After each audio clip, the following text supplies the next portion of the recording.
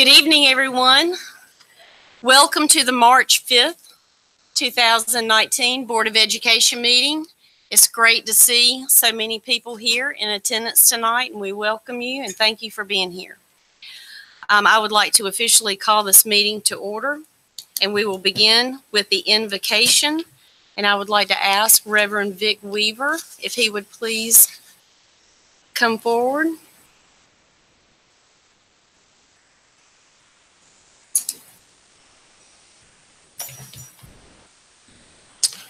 Let's pray.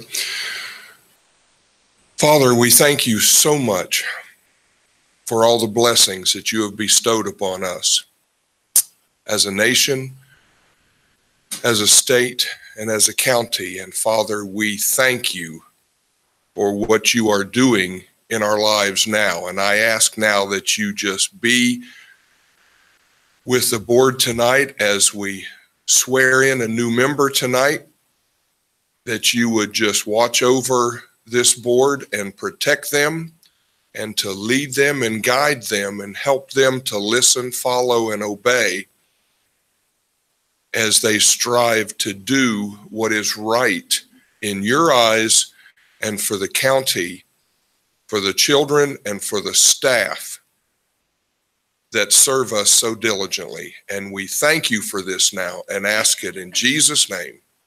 Amen. Thank you very much.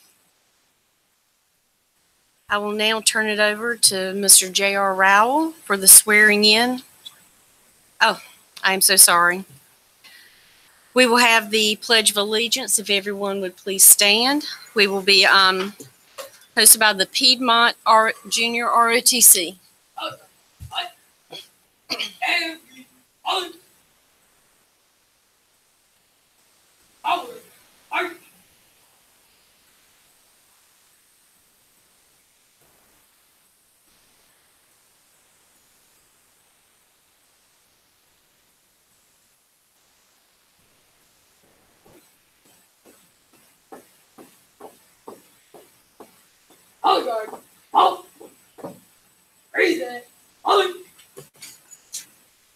If you would join us in the Pledge of Allegiance. I pledge allegiance to the flag of the United States of America and to the republic for which it stands, one nation, under God, indivisible, liberty and justice for all. Thank you.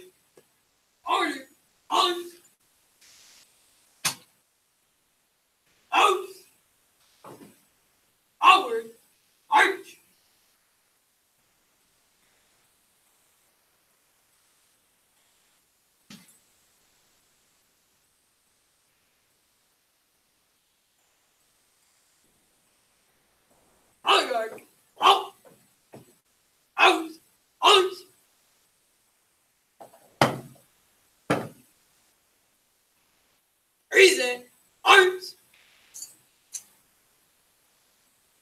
order, arms, out, forward, march.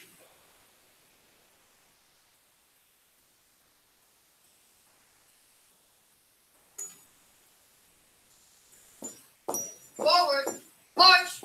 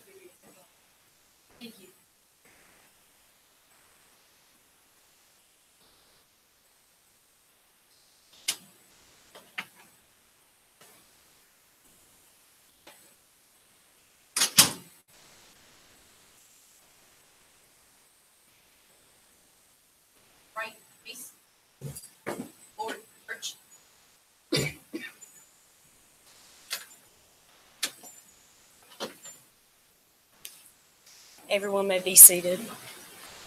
Again, that was our Piedmont High School and Porter Ridge Junior ROTC. Just so they're not always with us every month, so it's very special when they are. So we appreciate them being here tonight. I will now turn it over to Mr. J.R. Rowell for the swearing in of new board member Todd Price.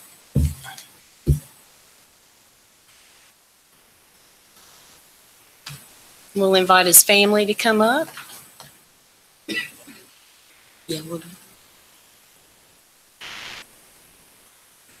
Thank you for being All right, here. anybody that wants to come up, this is a photographic moment. All right.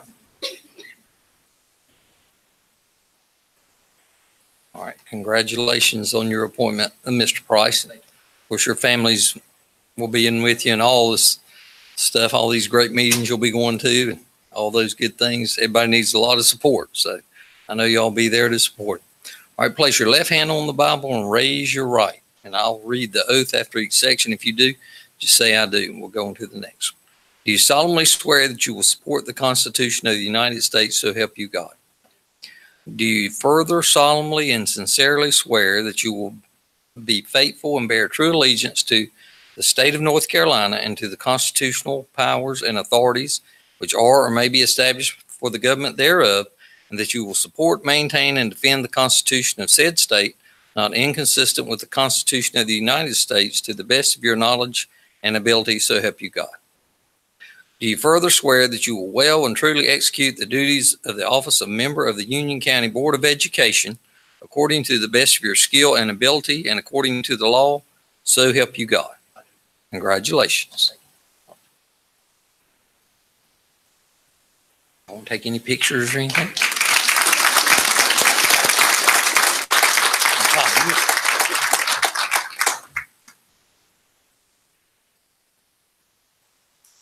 We do one more. That's Yeah, she wants to take another. for the district. Okay, thank you, Dr. Sign these 3 copies, sir. All right.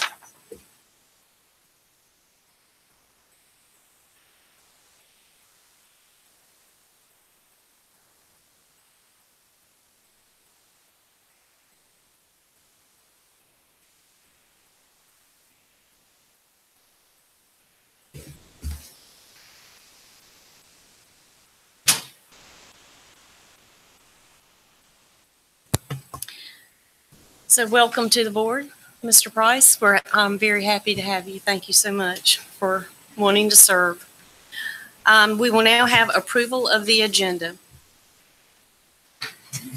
I'd like to make one change to the agenda. I'd like to pull the personnel agenda off the consent agenda for a separate vote. Will do. Any other changes?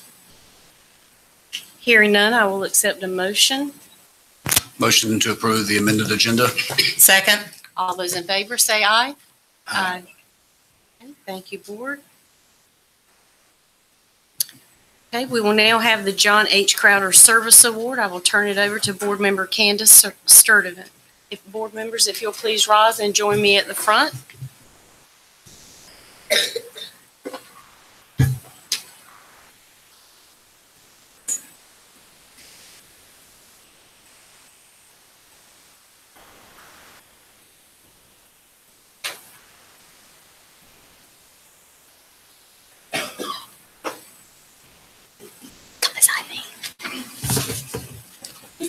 Ready?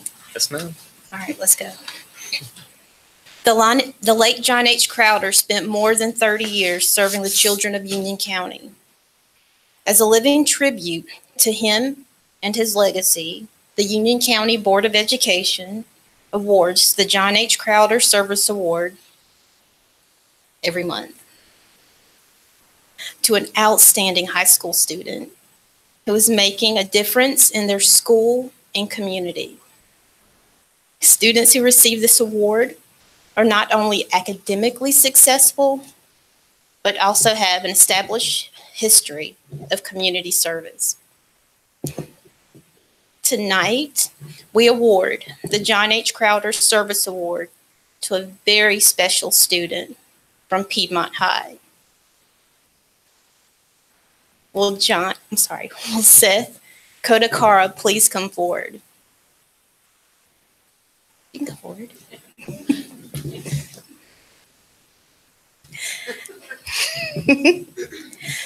Seth is an outstanding Piedmont High senior who serves as an officer for his high school's Leo American Sign Language Club.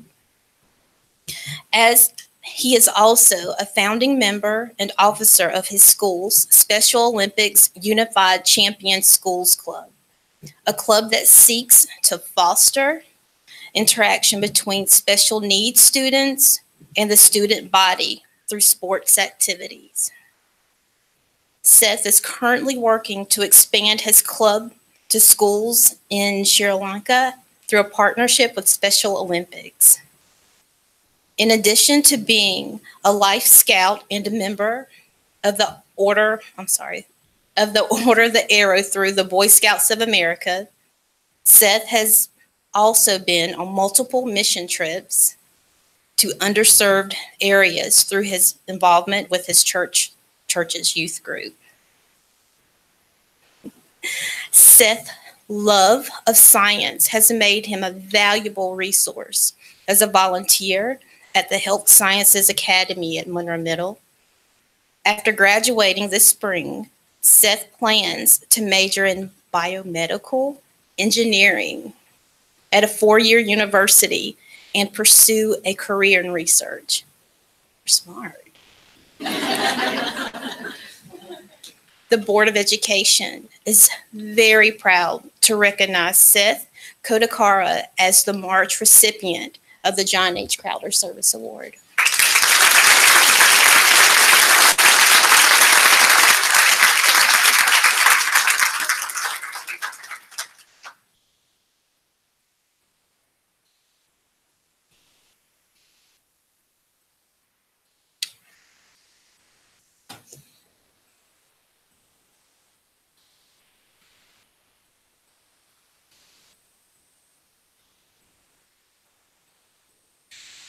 The Union County Public Schools Employee of the Month Award recognizes employees in non-teacher, non-certified positions.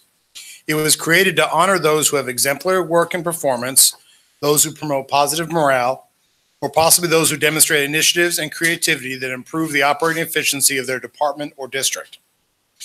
Individuals can be nominated based on their performance, their customer service, or an individual incident that merits commendation. Our March recipient is Payroll Specialist Dawn Presley. Payroll and Benefits Manager Angie Mills will come forward to recognize Dawn for her accomplishments. Good evening. Dawn joined the finance team as a payroll specialist in June 2018. In less than a year, she has proven to be an asset to the department in many ways. Dawn is an outstanding team player who works well with her peers and always has a positive attitude. She also goes above and beyond to provide world-class customer service to our employees and does so with a professional, caring demeanor. To illustrate the extent of her great customer service, an employee who worked with Dawn after experiencing a family emergency made the following statement. Ms. Presley was incredibly understanding every time we interacted, and her kind and gentle demeanor was very much welcome during what has been the most stressful time of my life. The finance team and UCPS is very fortunate to have Dawn Presley serving as part of our team. I will now read the Employee of the Month proclamation from the Board of Education and Dr. Houlihan. Employee of the Month proclamation. Whereas the Union County Board of Education values the hard work of each employee within the district, whereas performance is an essential part of district operations, whereas Dawn Presley exemplifies the performance, dedication, and teamwork essential to the success of the district and its students. Now, therefore, we, the Board of Education for Union County Public Schools, and Dr. Andrew G. Houlihan, Superintendent, hereby proclaim Dawn Presley as the Employee of the Month for the month of March 2019.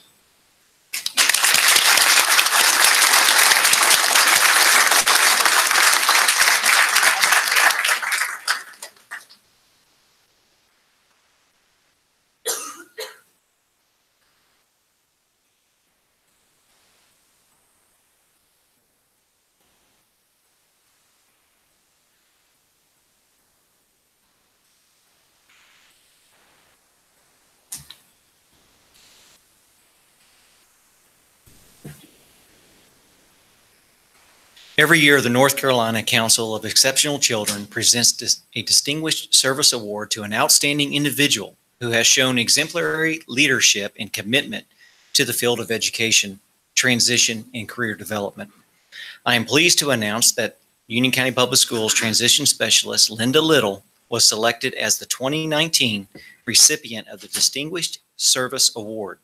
During the January 24th award ceremony, the North Carolina Division of Career Development and Transition recognized Ms. Little not only for her years of service, but also for her willingness to serve in areas needed to make the organization strong. On behalf of Union County Public Schools and Board of Education, congratulations, Ms. Little.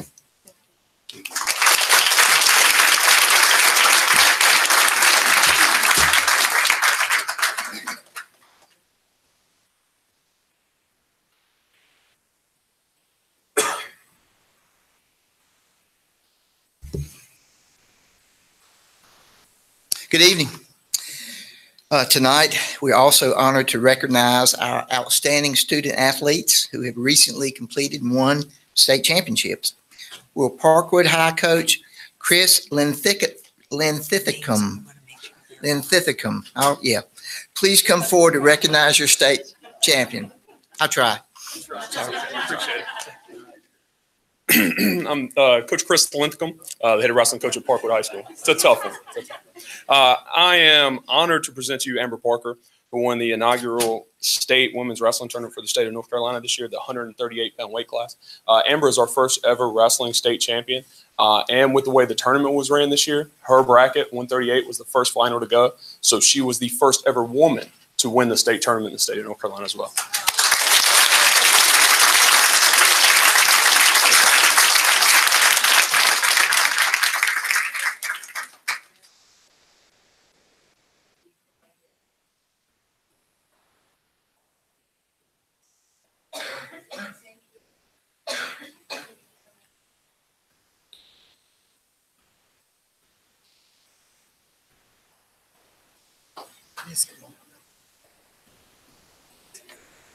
Hi, I'm Susie Rhodes with Parkwood High School Swimming. I'm the head coach there, and I would like to recognize, I'm very pleased to recognize Kaylee Hamlin, who won the girls' 100-yard breaststroke state championship 2 years in a row. This was her second year, and so we are very proud.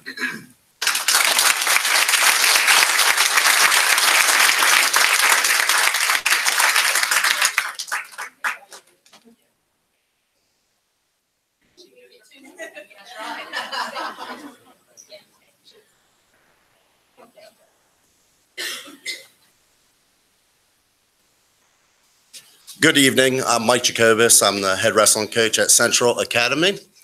Tonight, I'm honored to recognize the Central Academy of Technology and Arts wrestling team who won the 2A individual team wrestling state championship. Athletes, as I call your name, please come forward to be recognized. Elijah Harris.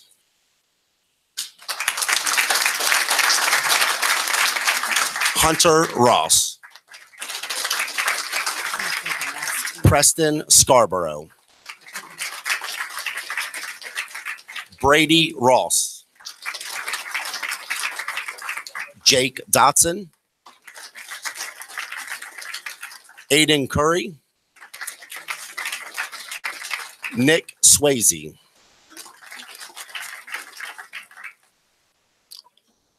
Also, please join me in congratulating our two state champions, Kyle Monteperto and Cade Haynes.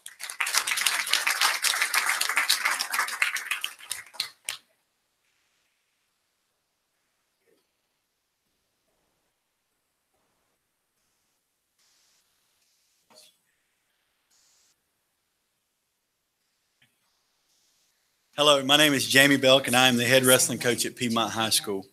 It is my pleasure in congratulating the Piedmont High wrestling team for winning the 3A individual team wrestling state championship. Athletes, as I call your name, please come forward to be recognized. Jake Cobble, Bailey Wicker, Nate Huntley, Colby Locklear. Piedmont also had 2 individual state champions at 113-pound state champion Tripp Collins and 132-pound state champion Josh Blatt.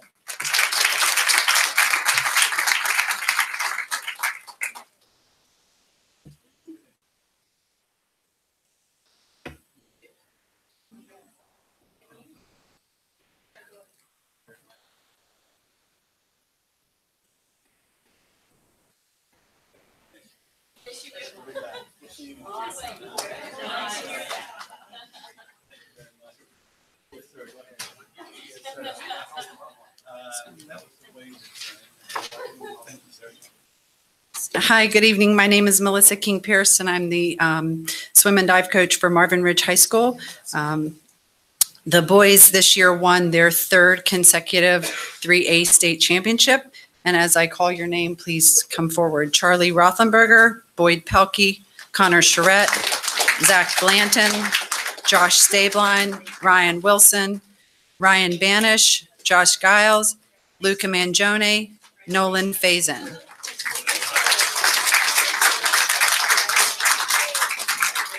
Of that group of boys, we had 2 relay state championships, our 200 free relay and our 400 free relay, who both broke their own state records again this year. And that was the 200 free relay was Josh Stabline, Boyd Pelkey, Connor Charette, and Charlie Rothenberger. And the 400 free relay was Boyd Pelkey, Nick Piscatelli, Josh Stabline, and Charlie Rothenberger. And then also please join me in congratulating my female athlete who had 2 individual state championships herself, Ellie Van Oat, for winning the 200 freestyle and the 100 butterfly.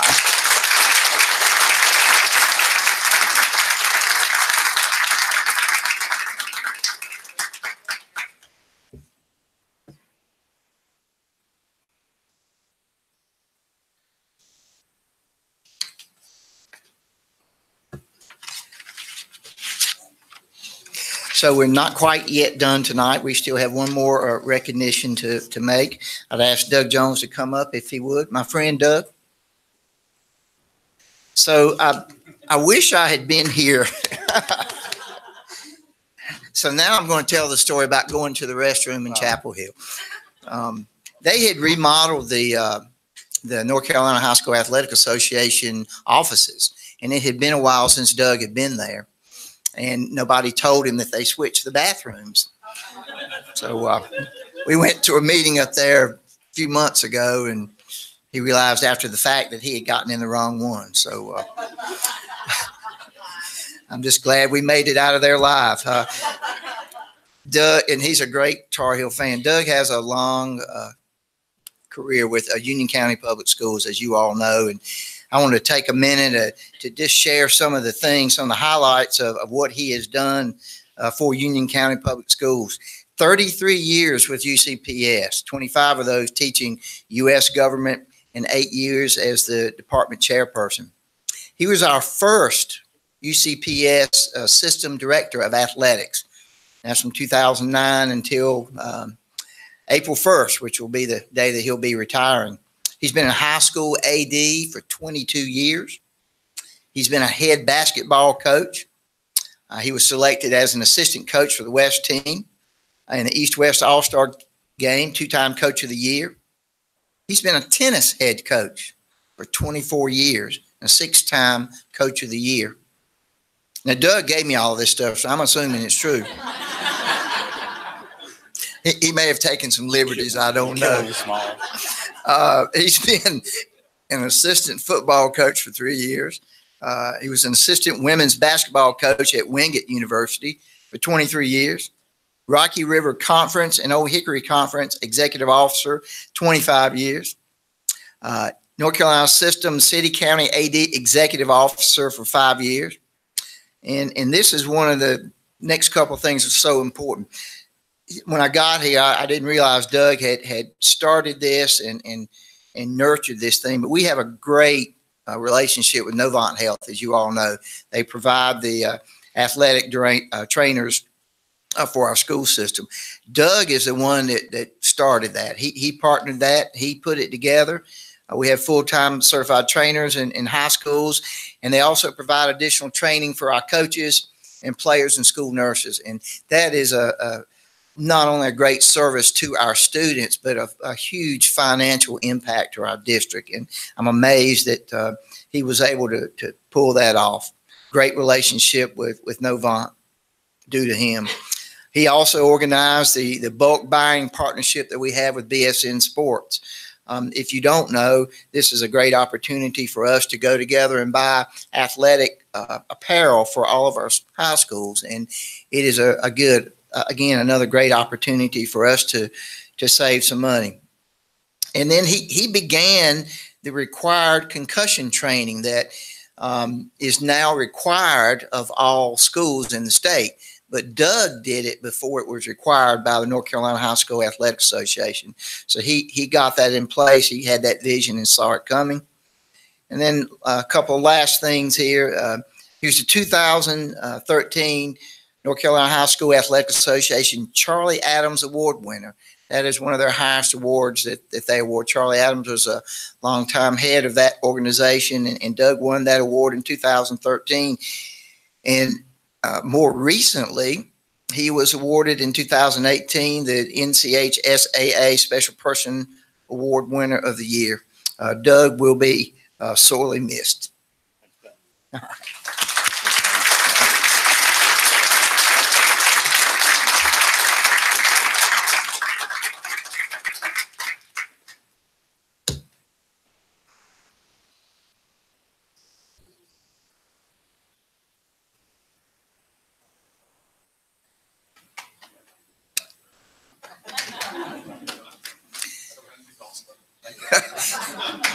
And Dr. Houlihan, Board of Education, that concludes our recognitions for tonight. Thank you.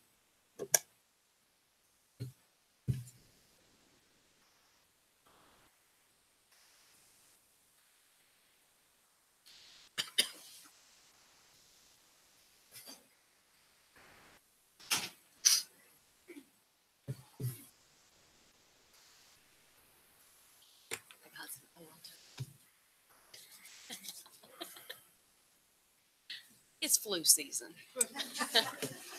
Okay.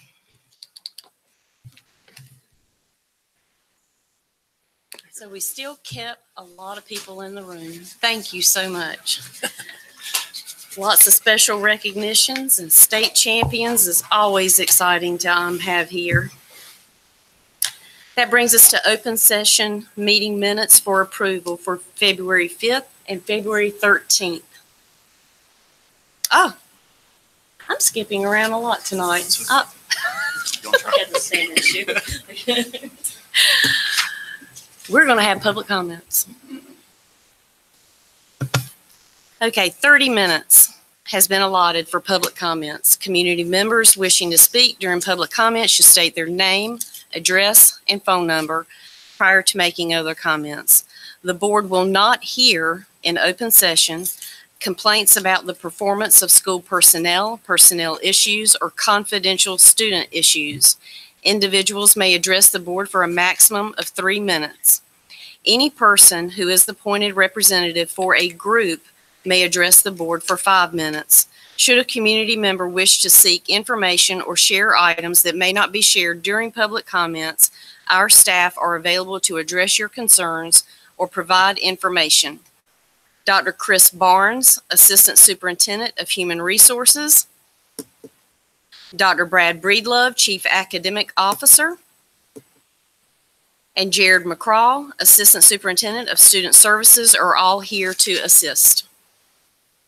We have several signed up to speak tonight, and we will begin with Rhea Rohrbacher and Elaine Schobert. I assume one is going to speak. Perfect. And my name's Elaine Schobert. You need my address and phone number, 9000 Chrismark Drive, 704-763-0173. I'm speaking in regards to Rockrest Elementary and the EPIC grant. Is there the timer? Is it out so I can see it? When it's green, I speak, right?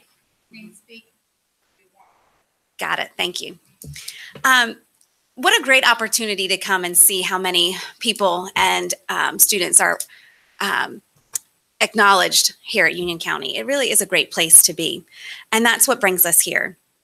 We came here in October to share with the board some of our concerns about the EPIC grant because we felt like we really believed that there were some unintended consequences that resulted from that grant. And that was that there was a group of teachers from the EPIC eligible schools that were what we believed were inadvertently excluded from participating in the EPIC grant funds. And we wanted to bring that to the board's attention, and we so greatly appreciate that opportunity in October. Here we are in March, and not much really has progressed in that regard. We're really at the same point that we were back in October. I see some strange looks. We don't know much more. We were told that there was an email sent asking for some changes to be made. However, not much information has been provided in regards to really what those requests were. Were our positions specifically named to be included in that? We haven't really received any clarification about that. And so we're asking that be transparent. But really what we want to do is let you know, I don't have a speech prepared. I just want to tell you from like who we are and how this has impacted us and the job that we do at Rock Rest, because we so firmly believe in this grant. When I drove in tonight, I thought, gosh, we're really not on opposite sides here. We really believe in the same things that this grant believes in. And really at Rock Rest, I think we have proven that, that we'll fight for it whether there's a grant or not. We have not stopped doing our job. But we wonder, like, do you know what our job really is? Because if you did know what we did at Rock Rest, how we use these positions that were excluded, that were named on the grant to be excluded from access to the grant funds, if you really knew what we did, wouldn't you have fought for us to be included? And so we want you to know that at Rock Rest, whether we have the grant or not, we are going to make sure that all of our kids' needs are met. Whether they're the kids who are struggling the most, we put teachers in front of them. We don't put a program in front of them.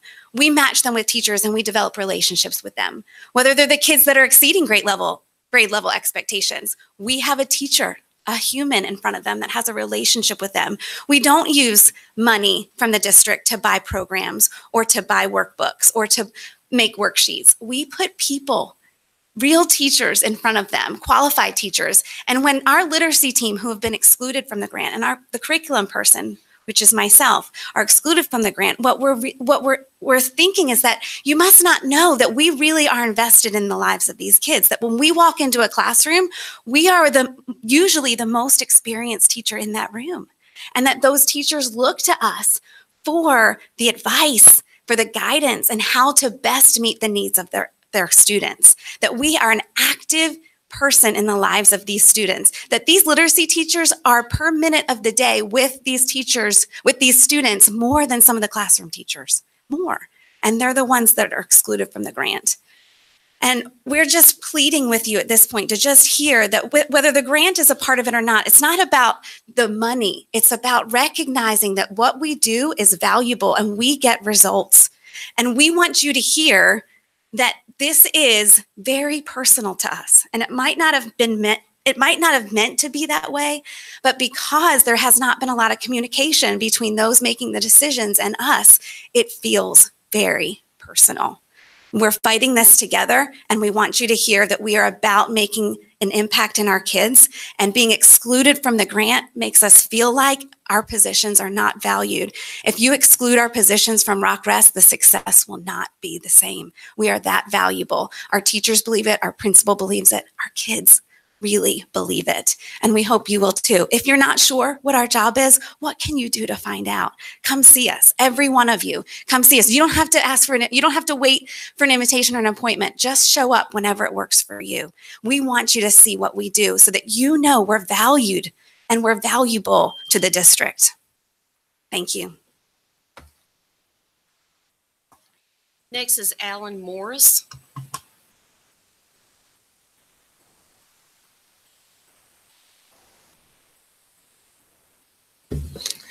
Good evening.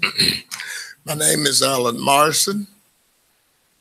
I live at 4103 Dowster Road, Monroe, North Carolina. I am the Vice President of the Union County NAACP. Our President, Mr. Nathan Haley, because of sickness, was not able to be here, but I'm honored to stand here in his stead. One of the goals of the Union County NAACP is to partner with the Union County Public School in the educational process of all of our children. On February the 28th, the Union County NAACP sponsored a community forum to address the issue of parents' involvement in our school. We want to take this time to thank our superintendent, Dr. Houlihan, our board chairman, and some of their members, and all those that showed up at our meeting. We feel like it was a success. We want to continue. That not be the first and the last, but we plan to continue in this effort to get our parents involved more in our school. Again, from the Union County NAACP, we say thank you.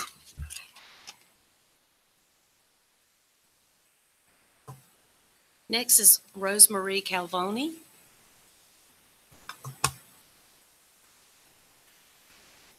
Good evening. My name is Rosemarie Calvoni. I live at 1206 Applegate Parkway. My number is 631-921-8484.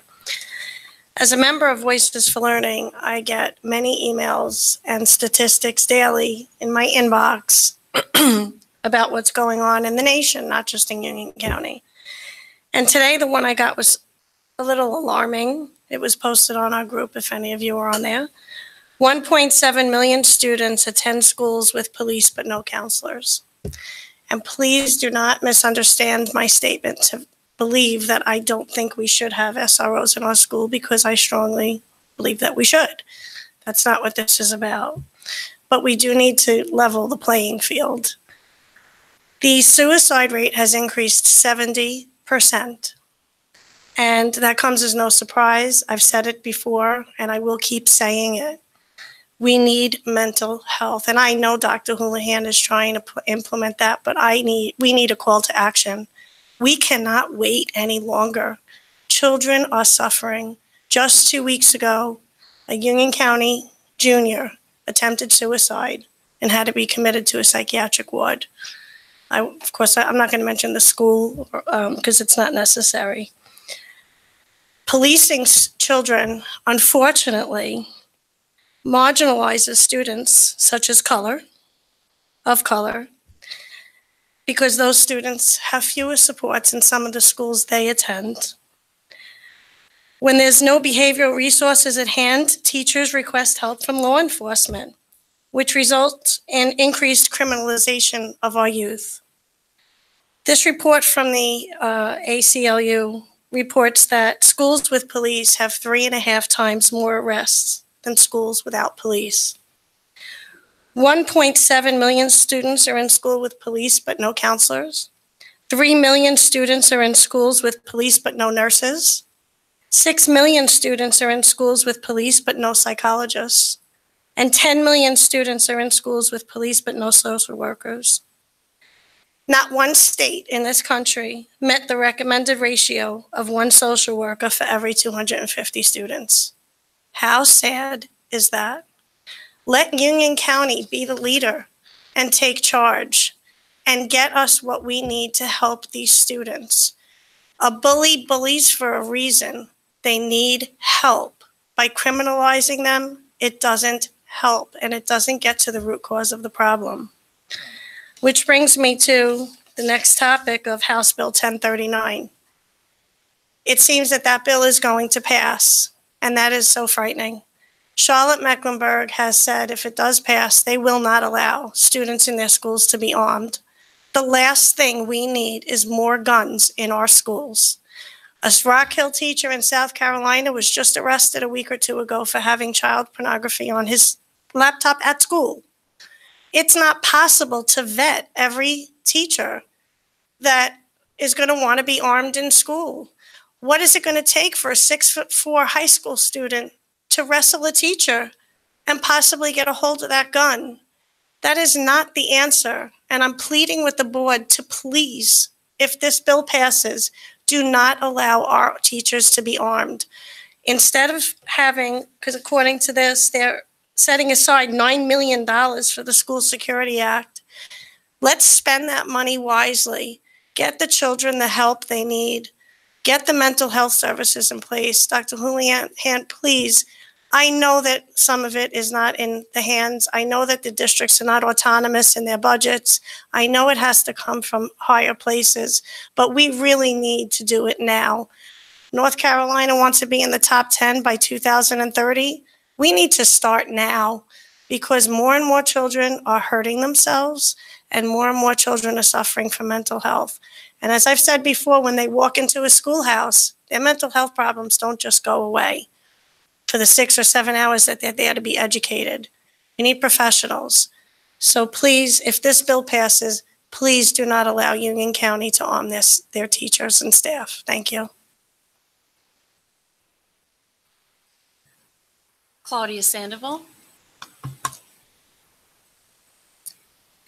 Good evening. My name is Claudia Sandoval. I live at 202 Abbotsbury Court, Waxhaw, North Carolina.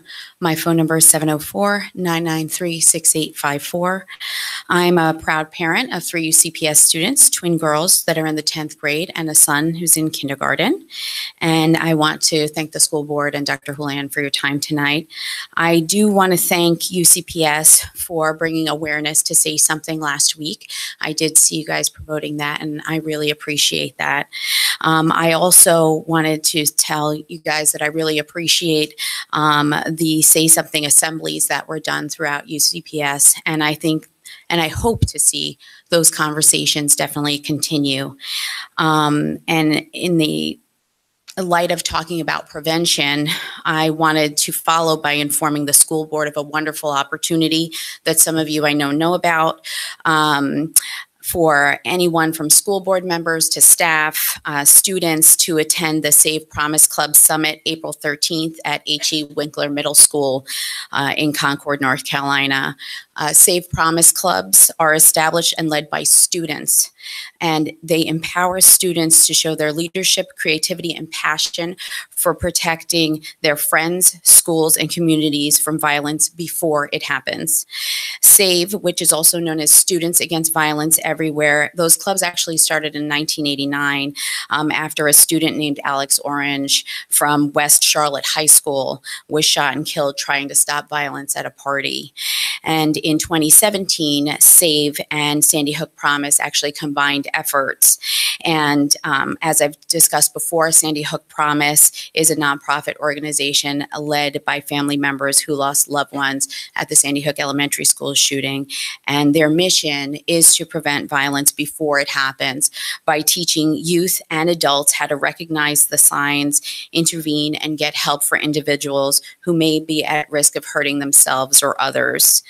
They've trained 2.5 million individuals in all 50 states on their evidence-based Know the Signs programs, and their programs have stopped multiple school shootings, suicides, threats, bullying, cutting, and self-harm. And they've helped connect students with mental health services and intervention services. There are 4 Know the Signs programs, and these programs are free. And I know some of you know that Weddington Middle School has actually embedded a Save Promise Club within their student council and has actually done some Sandy Hook Promise program activities the last year or so. The Save Promise Club Summit on April 13th is an annual gathering of student leaders, advisors, and advocates that showcases successful practices in preventing violence and training participants in effective ways to make their schools and communities safer. Youth voices will be heard in workshops, peer-to-peer presentations, and activities that encourage, educate, engage, and empower youth with violence prevention strategies. And I have here the little flyer with the application. You can also sign up online. Thank you.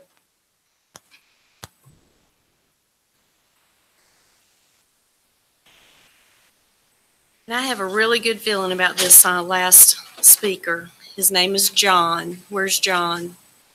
I'm going to let John teach me his last name. And once you're in front of the mic, I want to hear it one more time. All right, my name is John Bagdasarian, and I live in Waxhaw, North Carolina. I do not feel comfortable stating my address, nor do I have a phone number. I agree. Thank you. I'm a student in Cuthbertson Middle School in my 7th grade language arts class. We've just finished reading the book A Long Walk to Water, and it hit me deeply, realizing how bad people of South Sudan have it. In 2014, it was reported that more than 5,500 people had a disease called cholera, and more than 120 people died from it. 1.7 million people have been forced to flee their homes, and as of 2017, more than 5 million people were faced with the chances of disease because of unclean water. It would be great if we can have as many schools in the county to read A Long Walk to Water, to raise awareness of their unfortunate situation, and to find a way to donate to the group called Water for South Sudan, which has raised more than $1 million. I'm suggesting that you consider a fundraiser where all middle schools participate in an event similar to a walkathon, except the activity would be more in line with an activity done on a daily basis in Sudan by many. Each participating student would need to walk carrying a jug of water or a half-filled jug if a student couldn't carry a full one, like the people of Sudan do. We could then donate all the money that was from every person who participates and raises money from each school to Water for South Sudan. Please think about this because we could all help save thousands of lives. I'd like to provide you with a link to Water for South Sudan fundraising in my school email if you wish to contact me.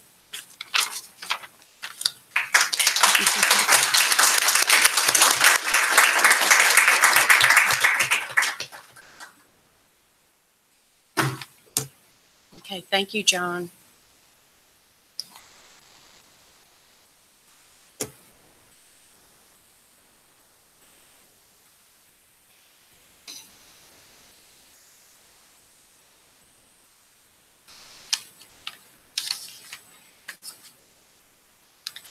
Okay. We will now have the approval of open session meeting minutes for February 5th and February 13th. I move that we approve the open session meeting minutes from February 5th and 13th, 2019. Second. Okay, all those in favor, say aye. Aye. Very good. And that brings us to the consent agenda, having personnel agenda taken off. I move that we approve the consent agenda B through M. Okay, all those in favor say aye. Aye. And we will now discuss the personnel agenda. Can't discuss it, it's just a vote Or- on. Yeah. Okay, so I'll entertain a motion.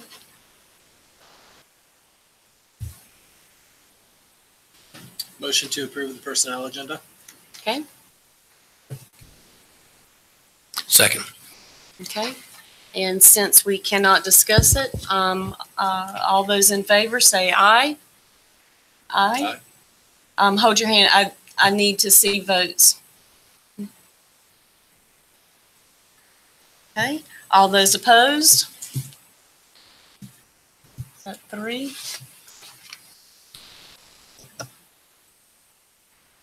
Okay. So if I'm correct, that would be 6-3 approved? 5-3. There's only 8 of us. Oh, that's right, Gary's missing. Okay.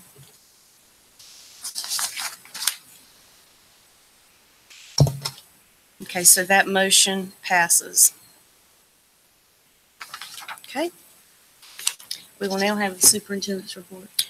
Thank you, Madam Chair. First, I want to say welcome to the board, Mr. Todd Price, and congratulations on your election. I know that you have hit the ground running already, had a long day, but want to say on behalf of our team, welcome. We look forward to working with you. As you've heard from several of our parents today, last week was a pretty cool week, I thought, as we participated in Say Something Week. We posted a lot of tips and information and kind of best practices really around school safety.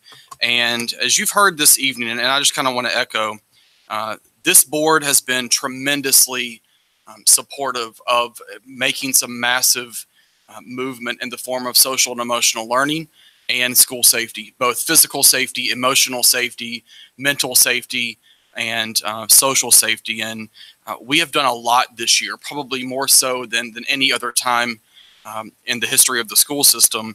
We've hired additional counselors, mental health therapists, social workers. We're looking at social emotional learning curriculum. I can go on and on. Even though we have done a lot of work this year, we know that our work is not done. And we have a lot more that we need to do from an expansion standpoint to really help our kids, not just academically, but with things that they're facing at home or in life. So I want to say thank you to Miss Claudia Sandoval, who last year pointed us to the direction of Say Something Week. And let's just please remember, parents and teachers and kids, it doesn't have to be a week in name only to really say something to someone if you have concerns. There's ways to go about doing that, and we just wanted you all to know that we take this very seriously and are very committed to taking additional steps in the future. Last week, we also announced our middle and high schools of choice for next year. These schools are the Health Sciences Academy at Monroe Middle, East Union Middle and Parkwood Middle, and then we have Forest Hills High School, Monroe High School, Parkwood High School, and Piedmont High School. Our lottery closes March 31st, and so parents, if you're interested in pursuing one of these schools, feel free to reach out to their front offices, make an appointment, and get a school tour. It's nothing better than going to check out what our great schools are doing. Last week, staff and board members also participated, as you may have heard, in a forum that was hosted by the Union County chapter of the NAACP. And I just wanted to say a big thank you to the NAACP for your support and for hosting this event. It was a phenomenal gathering. And lastly, please get ready, community members, parents, to cheer on our readers. We kicked off our Books and Brackets third year in a row competition at Rocky River last year. We've made a change. We had feedback from parents and teachers that, why do we have to wait so late in the day on Friday to make our announcements on Facebook Live? So beginning March 15th, the 22nd and 29th, join us at 1:30 on our UCPS Facebook page. We will be doing a Facebook Live countdown from the top 30 to the 16 to the 8. And then the Final Four event will be April 5th at Wingate University. Teachers, yes, I have directed our CTO to remove the Facebook filter from 1 o'clock to 2 o'clock so that you will have access to this, so that if you want to show your children in 3rd, 4th, and 5th grade, if they've made it to the next round, we have considered that. So we look forward to those events. But board members, that concludes my report. Very good. We will now have the strategic plan update, theme B, initiative 1A, with Dr. Breedlove and Dr. McKinnon.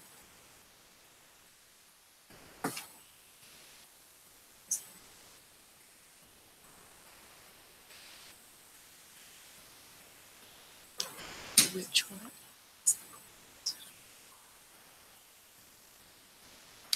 Dr. McKinnon, before you begin, could you remind us which goal this is from?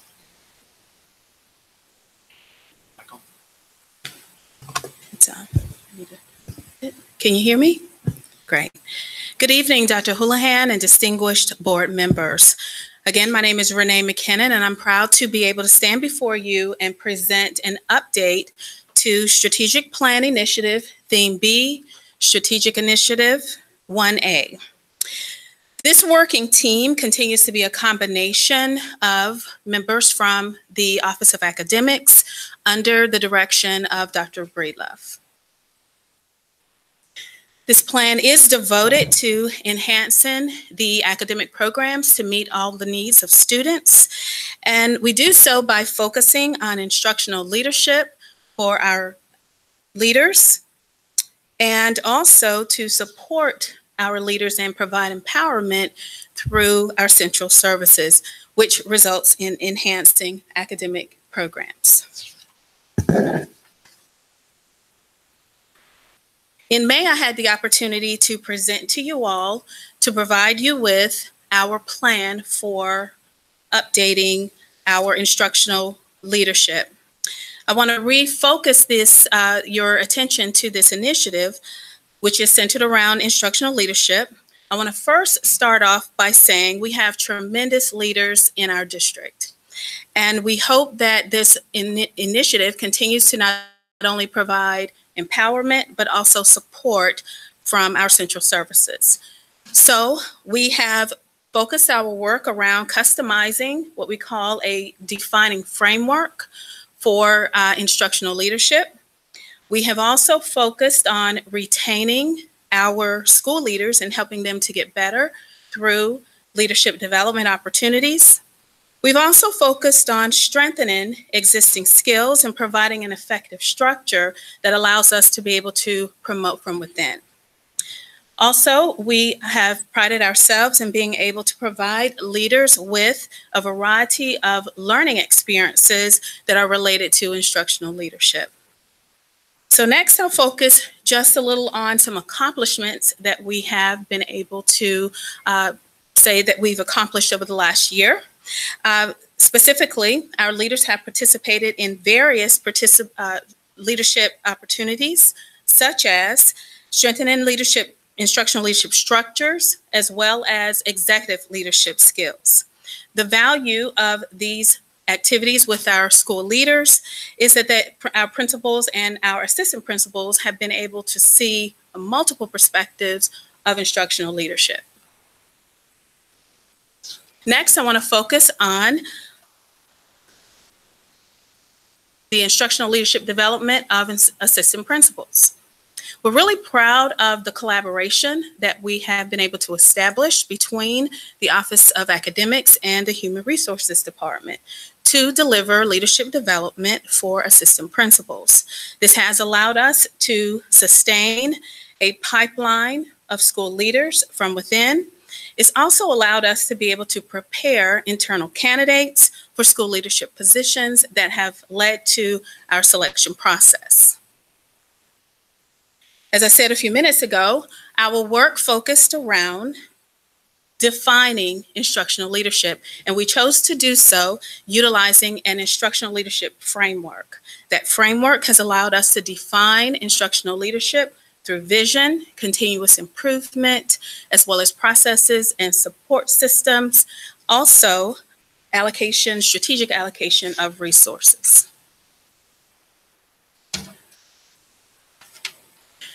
Our current reality, which is what our current work is, and I think you should have at your tables a timeline, and I'll get to that in just a few minutes. But the work that we're currently working on is, again, referring back to the work with our assistant principals. We are continuing to offer monthly modules to our assistant principals, which is monthly leadership development. But this year, we have tried a different approach, and it's working very well. We're getting very positive feedback, and that is our assistant principals have the opportunity to have a variety of choice in the selections that they choose on a monthly basis. So the choice evolves around instructional leadership topics that they want to participate in to strengthen their skills, along with other mandatory sessions that they have to attend. School performance directors are responsible for coaching principals, and we continue to do so through a variety of instructional leadership opportunities. Through instructional rounds, we go out and provide individualized school support. In some cases, that is with a district team or with a school performance director. Also, we have monthly meetings to support instructional needs of our principals. And lastly, We're in the process of collecting feedback for our instructional leadership framework that I mentioned a few minutes ago. What we're also very excited about is being able to create a digital platform for this instructional leadership framework that will allow us an opportunity to create e-versions of this framework and give our leaders opportunities to see effective models of various practices. So as I close, just want to thank you for this opportunity to come forward and provide an update on the work of this strategic team. Again, I want to just reiterate that we are getting a lot of very positive feedback about our approaches with providing structures for our school leaders. As I said, I provided you with a handout that gives you the timeline of our initiative for our future task with regard to this initiative. Do you have any questions?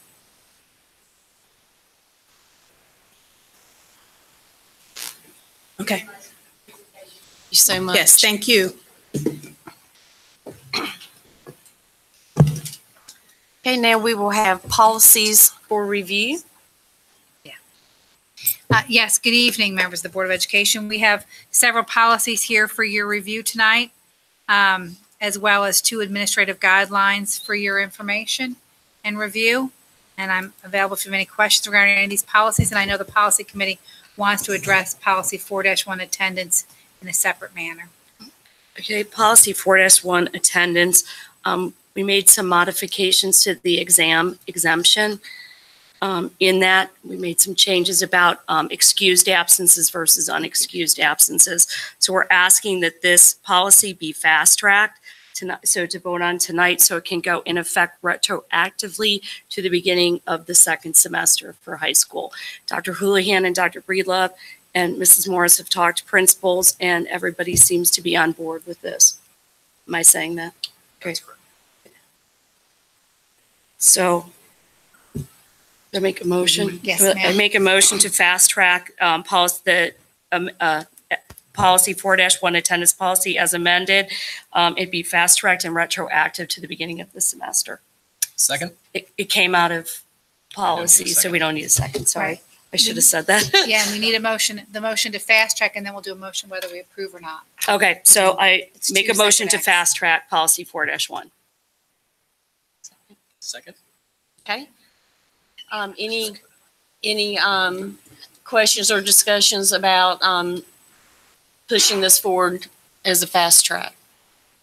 Just for the audience, can you please clarify which classes are going to be considered exempt? It's still just teacher-made tests, so not any NCFEs or AP exams or EOGs or EOC. It's EOCs in high school.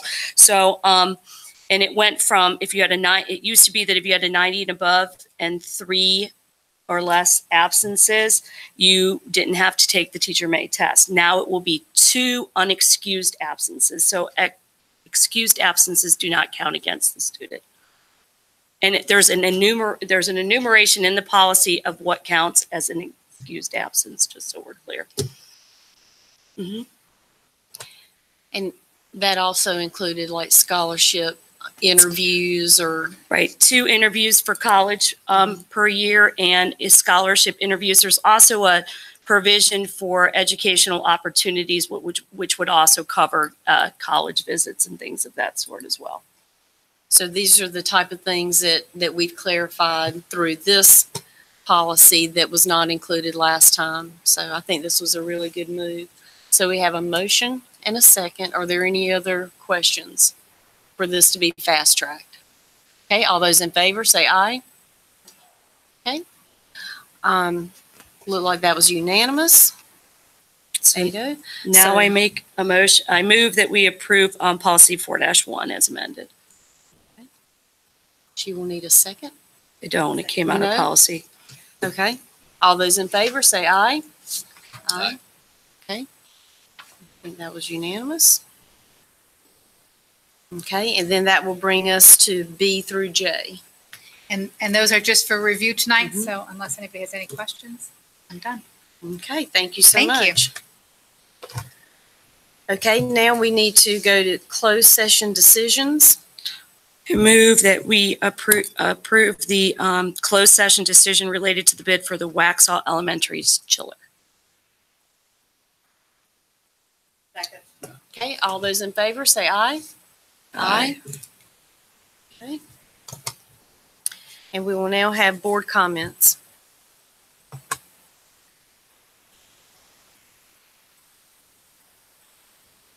Okay. Again, I'll just say, Mr. Price, we are happy to have a complete board at this point, and we all look forward to working with you. So thank you. And thank you to the Price family for being here tonight and staying for the entirety of the meeting. So thank you.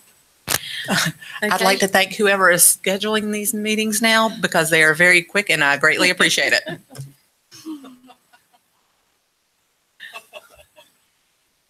You're welcome. Okay, any announcements from our committees or other announcements? Yeah, the Strategic Planning, Information Technology, and Transportation Committee will meet on March 27th at 7:30 a.m. The Facilities Committee will meet on March 20th at 8 a.m. and the Finance Committee will meet on March 26th at 8 a.m.